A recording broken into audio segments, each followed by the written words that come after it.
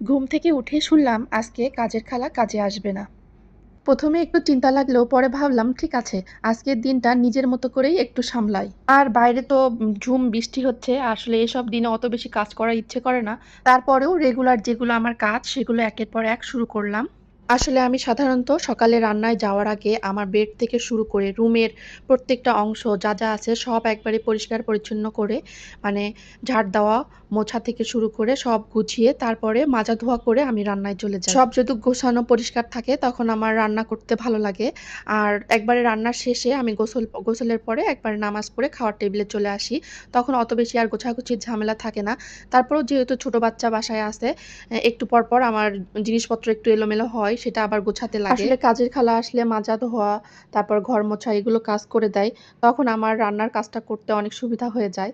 তো ডিরেক্ট এসে আমি রান্না-বান্না করতে পারি বা ঘরগুলো গুছিয়ে আমি রান্নায় চলে আসতে পারি।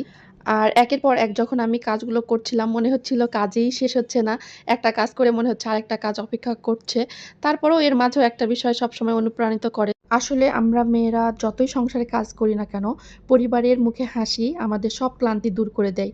মানে এটা ভেবেই ভালো লাগে যে তারা খাওয়া-দাওয়া করেছে, আমার ঘরটা গোছানো আছে। এই অনুভূতিটা একটা আলাদা শান্তি দেয়।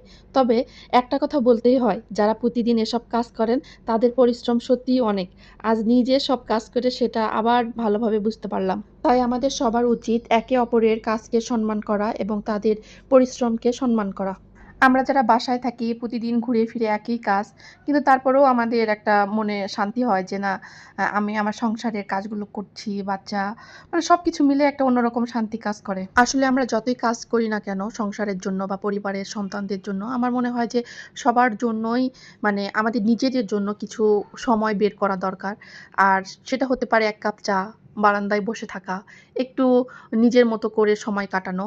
তো তখনই এই ছোট সময়গুলোই কিন্তু আমাদের আবার নতুন করে শক্তি যোগায়। বৃষ্টি হলেই দিনটা একটু অলসতায় কাটে। আজকে ভেবেছিলাম একরকম আর মানে দিনটা কাটছে আরেক রকম। আসলে সবকিছু যে পরিকল্পনা মতো হবে এমনটাও নয়।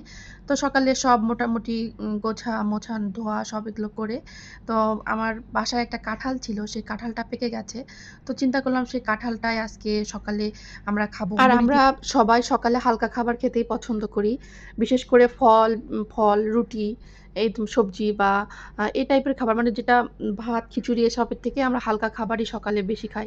আর বিশেষ করে ফলের টাইম, যেরকম আমের টাইমে সকালে আমরা আম খাই, কাঁঠাল, এই ধরনের খাবারগুলো খাই। কিছু হালকা নাস্তা করে এই ফলগুলোই আমাদের বেশি খাওয়া হয়। আগে ভাবতাম আসলে বাংলাদেশে এত ফল থাকার পরেও কেন কাঁঠালকেই জাতীয় ফল বলা হয়। তো পরে আসলে এটা একটু জানার পরে বুঝলাম যে আসলে কাঁঠালের সাইজও অনেক বড় হয়। একসঙ্গে অনেকগুলো মানুষ খেতে পারে। আর বাংলাদেশের প্রায় সব জায়গাতেই কাঁঠালের ভালো ফলন হয়। আর এটা পুষ্টিগুণেও অনেক, মানে সমৃদ্ধ একটা ফল। আর অনেকেই বলে যে এই কাঁঠাল নাকি গরিবের ফল। মানে এই অনেক পরিবারেই আছে যে একবেলা কাঁঠাল খেয়ে তারা অন্য খাবার খায় না। তো এটা যাদের একটু আর্থিক দিক দিয়ে সমস্যা তারা হয়তোবা কোনো বেলায় এই কাঁঠালটা খেয়েই পার করে দেয়। ১ম এ চিন্তা করেছিলাম যে কাঁঠাল দিয়ে পান্তা খাবো। তো আগে কিন্তু আমি প্রায় কাঁঠাল দিয়ে পান্তা খেতাম। তো আমার একটু ঠান্ডা লেগেছে জন্য কাঁঠাল দিয়ে পান্তা খাইনি। এমনি মুড়ি দিয়েই খেয়েছি। তো পরে আপনার ভাইয়া আবার সিঙ্গারা নিয়ে আসছিল। সেটা খাচ্ছিলাম আর বৃষ্টি উপভোগ করছিলাম।